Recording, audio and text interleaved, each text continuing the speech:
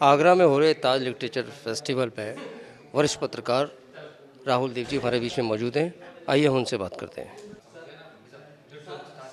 नहीं, आप शायद भविष्यवाणियों की बात कर रहे होंगे कि कई बार कई चैनलों में जो कहाँ पे कौन जीतेगा, कौन भारी है, कौन हल्का चल रहा है, हाँ, वो ये एग्जिट पोल के बारे में भी एग्जिट पोल कहूँगा। की। हाँ, और चुनाव के बाद भी कई बार नहीं विश्लेषण है वो नहीं नहीं, थोड़ा। विश्लेषण विश्लेषण तो सबका अपना होगा ही, सबकी अपनी समझ है, सबकी अपनी जानकारी और एक दृष्टि होती है। और कोई भी ऐसा विश्लेषण नहीं हो सकता जो सब समय सबके लिए स्वीकार्य हो और बिल्कुल निर्विवाद हो और उस पर कोई सवाल ना किए जा सके, ऐसा संभव ही नहीं है। तो इसमें तो कोई आश्चर्य की बात है ही नहीं आप और कुछ पिछले गड़बड़ भी नहीं है। पिछले विधानसभा की चुनाव करें तो दिल्ली का जो नेशनल मीडिया है वो कह रहा था कि कांग्रेस है या राहुल है, युवराज हैं और ये कांग्रेस छा जाएगी। लेकिन चुनावी जो रिजल्ट आए उसमें समाजवादी पार्टी पूर्ण बहुमत में आई। उससे ठीक पहले यही स्थिति बहुजन समाज पार्टी की थी कि लोगों ने उम्मीद नहीं की थी ये पूर्ण बहुमत में आएगी। तो ये जो सामाजिक विश्लेषण है, क्योंकि जो राजनीति है वो सामाजिक आर्थिक। अच्छा, इसकी बात हाँ, मेरा विषय है ये। नहीं, ये दो मामले और इससे पहले भी बहुत बार ऐसा हुआ है जब मीडिया को के अपने आकलन बहुत गलत साबित हुए हैं। तो वो यही बताते हैं कि मीडिया और हम सब उसमें शामिल हैं, शरीक हैं। काफ़ी हवाई बातें करते हैं हम लोग, हम गहराई तक नहीं जाते, हम लोगों से, लोगों के मन में क्या चल रहा है इस नब्ज़ को ठीक से नहीं पकड़ पाते। और हम ये तभी होता है जब हम लोगों से दूर रहें या उनके पास तब जाएं। 5 साल में एक बार उनके पास जाएंगे और उनके मन को समझने की कोशिश करेंगे तो इस तरह की गलतियां होती हैं। तो लेकिन अगर हम लगातार लोगों के साथ, मतदाताओं के साथ संपर्क में हैं, उनसे परिचित हैं और एक एक जीवंत रिश्ता और सतत रिश्ता उनसे हम बनाए हुए हैं, तो मुझे लगता है कि ऐसी चूक कम हो। अच्छा।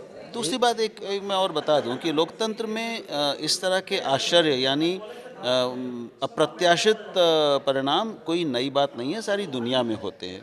और कई बार बहुत कठिन होता है सचमुच लोगों के लिए जानना कि ठीक ठीक ये कह पाना कि वो क्या होने वाला है, क्योंकि मतदाता का मन लगातार बदलता रहता है। और इतने करोड़ों की संख्या में जहाँ पे मतदाता हो उनका कुल मिला के नतीजा क्या होगा, ये ठीक बताना हमेशा संभव ही नहीं होता। तो ये दुनिया में, सारी दुनिया में ये होता रहता है कि मीडिया नब्ज़ ना पकड़ पाए। हाँ, मेरा अगला सवाल इलेक्ट्रॉनिक मीडिया को लेकर है कि खासकर हमारे जो न्यूज़ चैनल हैं उसमें अधिकांश चैनलों की ये स्थिति है कि वो न्यूज़ चैनल कम, मनोरंजक चैनल ज़्यादा लगते हैं। जैसे उसमें कॉमेडी सर्कस दिखा रहे हैं, कभी मतलब इस तरह के कार्यक्रम दिखाते हैं ताकि हमारी टीआरपी बढ़े। तो आमतौर पर मैं किसी भी चैनल का नाम नहीं लेना चाहूँगा, लेकिन अधिकांश चैनलों में ये होता है कि न्यूज़ में मसाला कहीं ज़्यादा होता है। और देखने के बाद हमें लगता है कि ये कार्यक्रम आप 9:30 बजे देखिए, ये कार्यक्रम 8 बजे आएगा।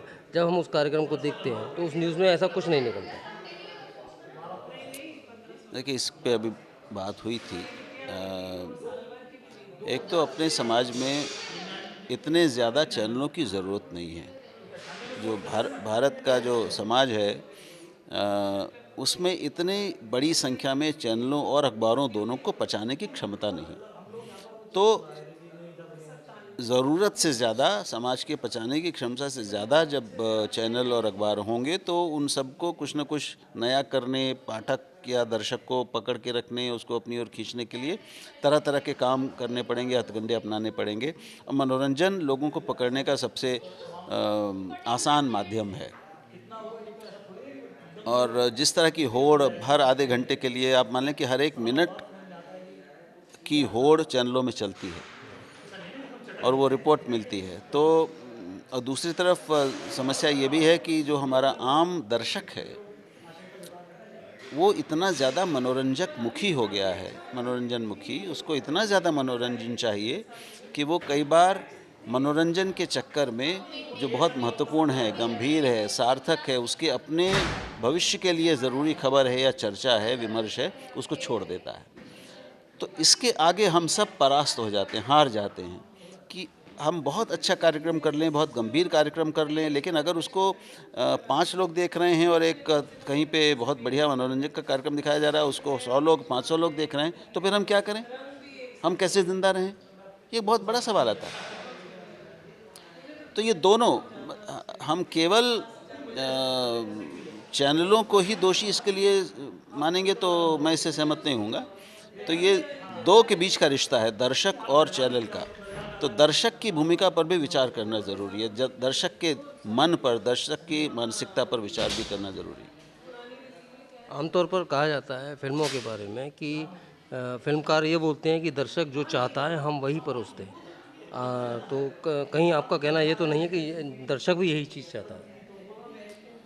कई मामलों में ये लगता है कि इस बात सही है, और हमने देखा है कि बहुत सारी अच्छी फिल्में भी ऐसी बनी हैं जो बहुत अच्छी फिल्में थी लेकिन नहीं चली, और उसके बाद फिल्म जब पिट जाती है, जब आर्थिक घाटा उठाना पड़ता है निर्माता को, निर्देशक को, तो फिर वो दोबारा कैसी हिम्मत करेगा अच्छे काम करने की। मैं जानता हूँ कि मैं केवल चुनाव विश्लेषण नहीं करता टीवी पे, आप अगर जानते हो, मैं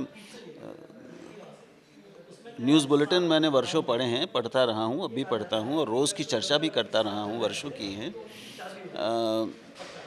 तो ये मेरा भी अनुभव था कि हम जिस दिन एक बहुत अच्छी गंभीर चर्चा कर लेते थे, उसके उतने दर्शक नहीं होते थे जब रिपोर्ट हमारे पास टीआरपी की आती थी, जितने एक बहुत लड़ाई झगड़े वाले, जिसमें लगभग गाली गलौज हो जाए, खूब गर्मा गर्मी हो जाए, और मैं अपने कार्यक्रम की बात कर रहा हूँ उसकी, भले ही लोगों के समझ में कुछ ना आए, आप कुछ ना समझ पाएँ कि कौन क्या कह रहा है, लेकिन अगर हंगामा वहाँ पे हो गया है तो वो ज़्यादा देखा जाएगा। तो अब इसका मैं क्या करूँ? तो मैं अच्छा सार्थक कंटेंट जो है वो मैं दर्शक के गले में, गला उसका मुंह खोल के गले में कैसे ठूंस दूं? मैं नहीं कर सकता। और ऐसे हर बार फिर अच्छा और सार्थक करने का उत्साह टूटता है, और आप मजबूर होते हैं कि भाई जिंदा रहना है, दर्शक चले जाएंगे तो हम करेंगे क्या? हमारे होने का मतलब क्या है? आप दुनिया के महानतम खबर दिखा रहे हो, चर्चा दिखा रहे हो।